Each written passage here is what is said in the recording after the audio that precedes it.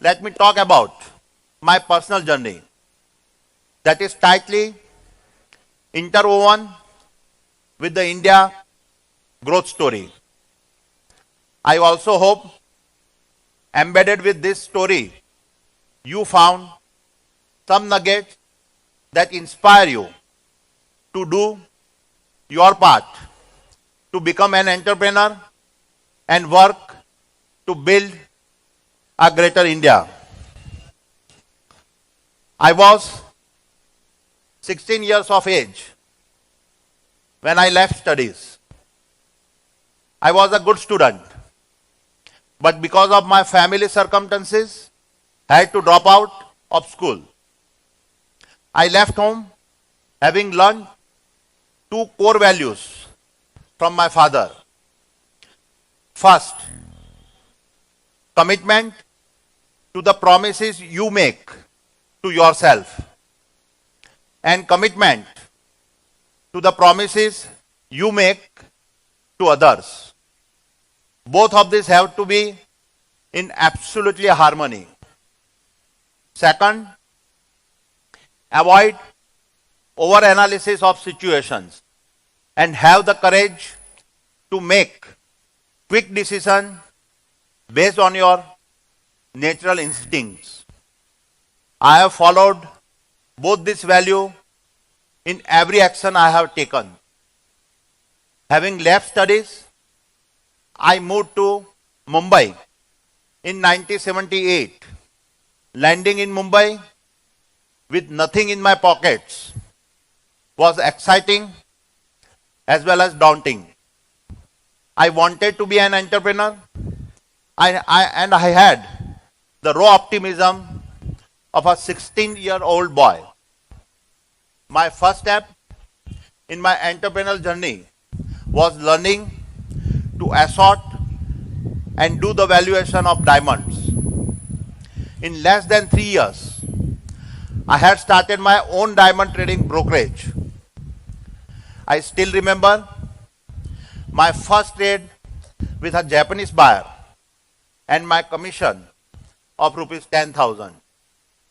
I felt terrific that I had created this opportunity by myself, and for a teenager, there could not have been a greater confidence booster to get started. My young friends, an essential part of my learning throughout my career is that everyone gets opportunity in their life. So will you. However, the two questions you will need to answer are: can you connect the dots early enough to recognize the opportunity coming at you? And then, do you have courage to relentlessly chase it down? Let me elaborate how essential these two principles have been to me. It was 1984. Sri Rajiv Gandhi had come to power, and his enthusiasm as a young Prime Minister represented the new face of India, open to economic liberalizations. A slew of reforms were announced, and several raw materials controlled by the state trading corporations become permissible to be imported under the open general license. This was an opportunity I acted on instantly to start my import business, which in turn laid the foundation for the global trading business I was to build.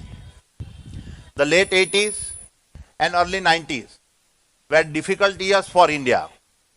The challenge of depleting foreign exchange reserves led to the government providing additional export incentives in 1989. Here again, I saw an opportunity to move quickly and establish a global trading house dealing in polymers, metals, textiles, and agro products. We grew so rapidly that within 2 years, we had become the largest trading house in the country, overtaking long-established market leaders. The year 1990-1991 saw one of the worst financial crises. India's reserves were down to less than $1 billion. It was at this time that Sri P.V. Narasimha Rao became the Prime Minister. Within weeks of coming to power, he and his Finance Minister Sri Manmohan Singh Ji announced a series of decisions, including a dramatic depreciation of the rupees to boost exports and increase India's foreign exchange reserves. India will remember these two leaders as the ones primarily responsible for the real start of liberalization and privatization of the Indian economy. Thereafter, in 1994, we executed on our first IPO. While the IPO was successful, it opened my eyes to another opportunity. As just a trading company with no assets, the dependence largely on my personal, individual entrepreneurial skills would limit the value of the company in the eyes of the investors. We therefore would need to build an asset base within the company. As the country's largest trading house, we are already using the port facilities across the country.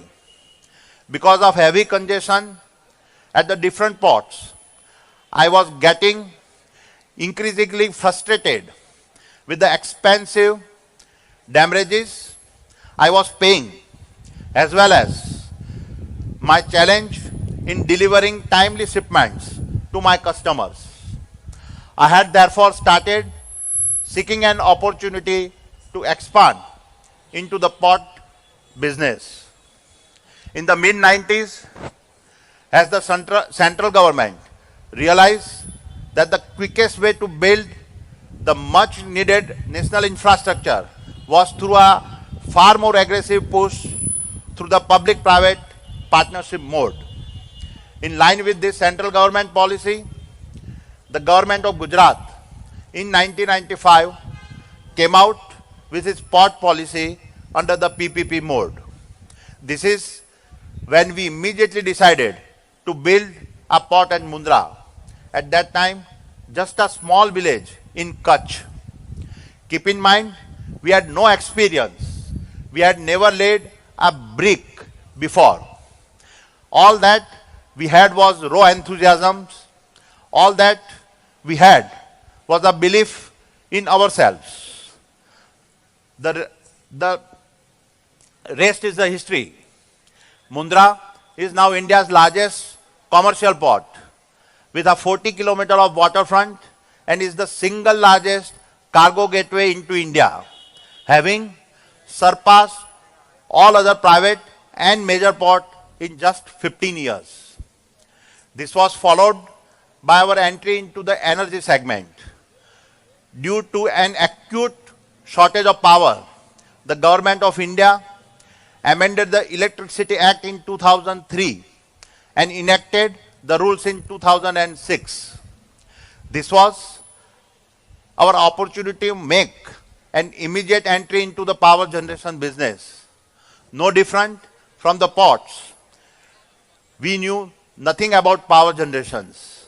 However, what started as a plan for a 660 megawatt unit to supply power to our SEZ rapidly expanded to 11,000 megawatt of capacity within a short span of 6 years. In the same manner, we moved into power transmission business in the year 2012 and 13 and recently further extended our reach into the power distribution through the proposed acquisitions of Reliance Infra Mumbai distribution business. My young friends, less than a decade, we were largely known as a trading house and a one-port company.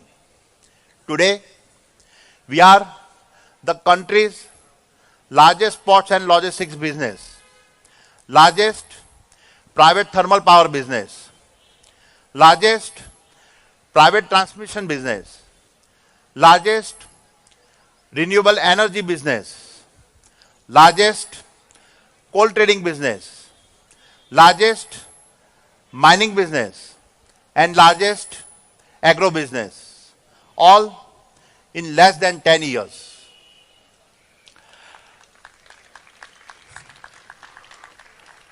Along this journey, we also built the world's largest thermal power plant site within the private sector, the world's largest import coal terminal, and the world's largest single location solar generation farm.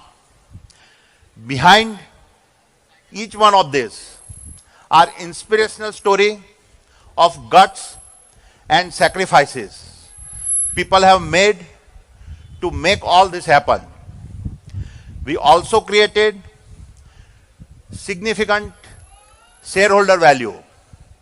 An investor owning one share of Adani Enterprise at its 1994 IPO price of rupees 150 would today be holding a shares worth about rupees 1 lakhs across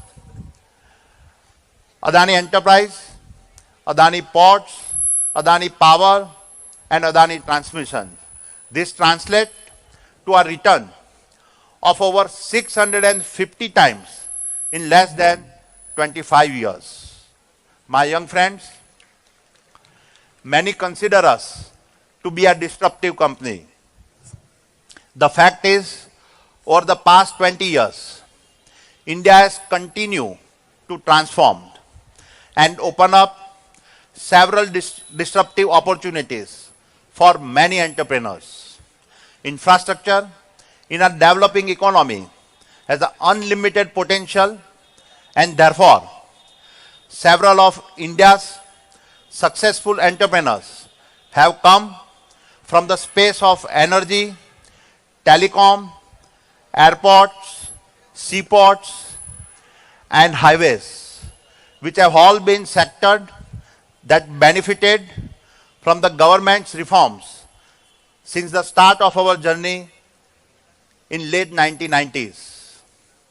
My young friends, let me now elaborate on some of my fundamental learnings that I hope will be useful to you. First, have a personal purpose that drives you. It is said in the Gita, it is better to live your own destiny imperfectly than to live an imitation of somebody else's life with perfections. Purpose is identified as something that you see as your destiny 10, 20 or 30 years from now. In my case, the purpose that drives me is that of our nation building. Every infrastructure opportunity I have created is associated within this purpose. Since the mid-90s, I have wanted us to be a company that changed the perception of India from being infrastructure deficit to being home of the world's most impressive infrastructures. All the way from the pit to the plug, integrating mining to ports to logistics to power generation to power transmission and now power distributions.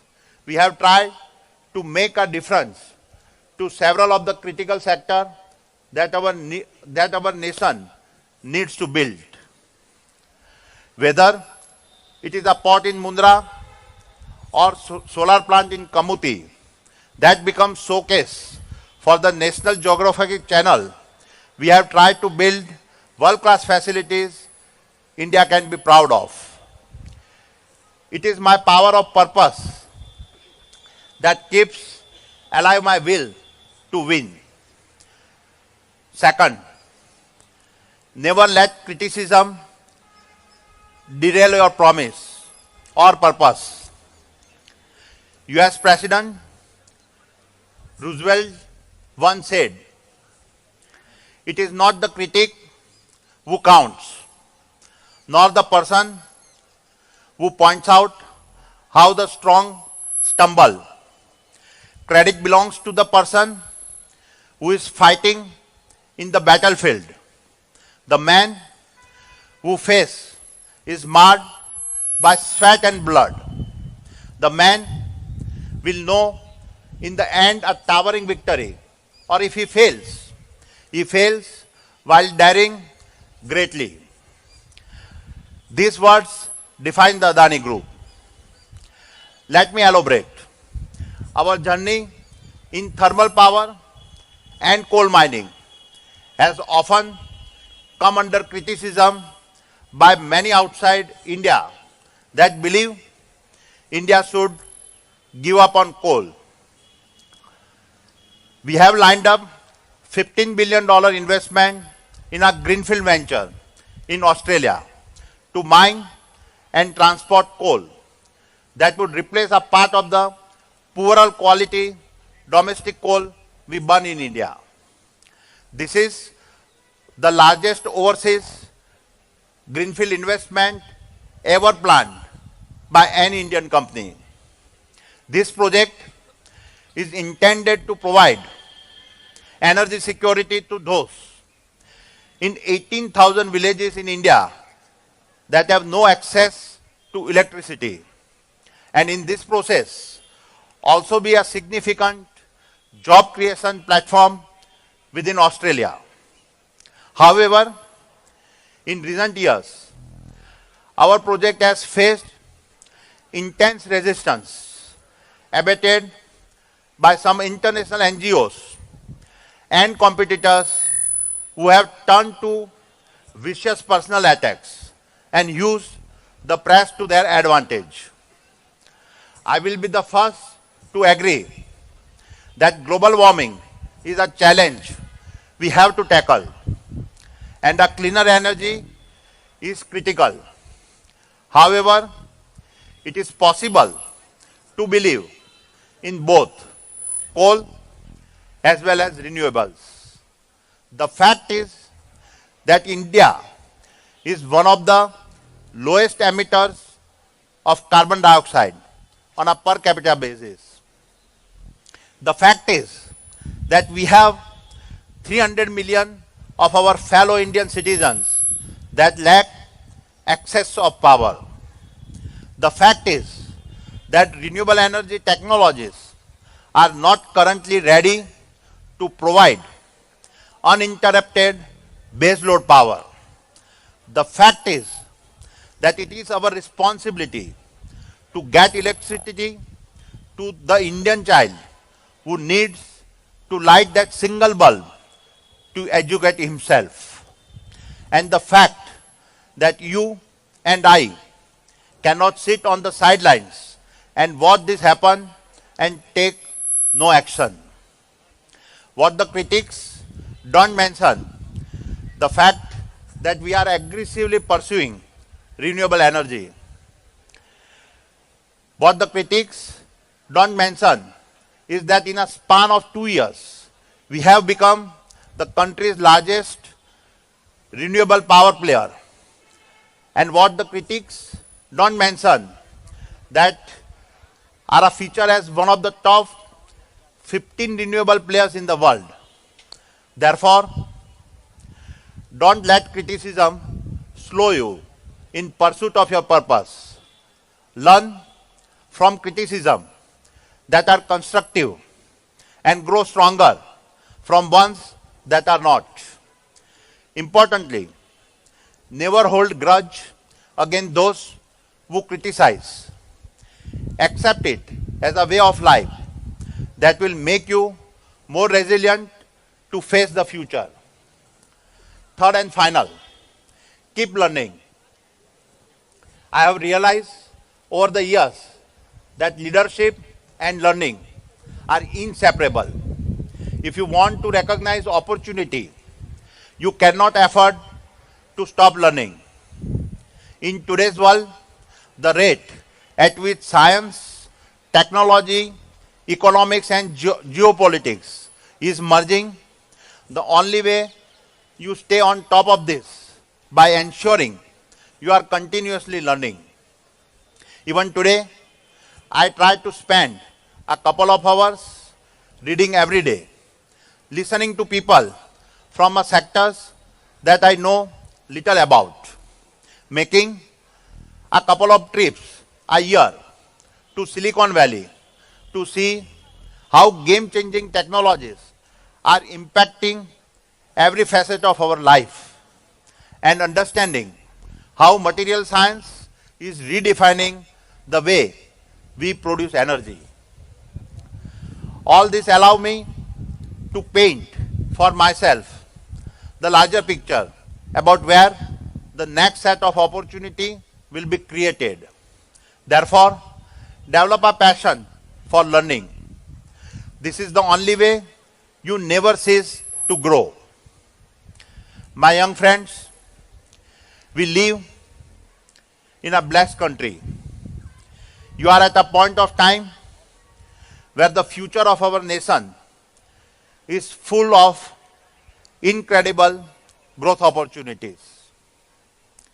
If I, against all odds, made it as an entrepreneur, there is no reason why there cannot be 1,000 greater entrepreneurs amongst you.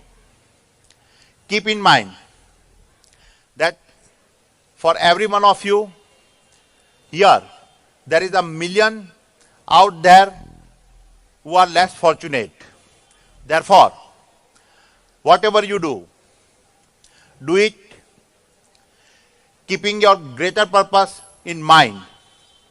Do it for your parents who have invested their life in you. Do it for your teachers who have selflessly worked for your success. And do it for that child who does not have the privilege of studying in a college like you. My young friends, I wish you the best. May all your aspirations come true, and may you take our nation, India, to great heights. Thank you. Jai Hind.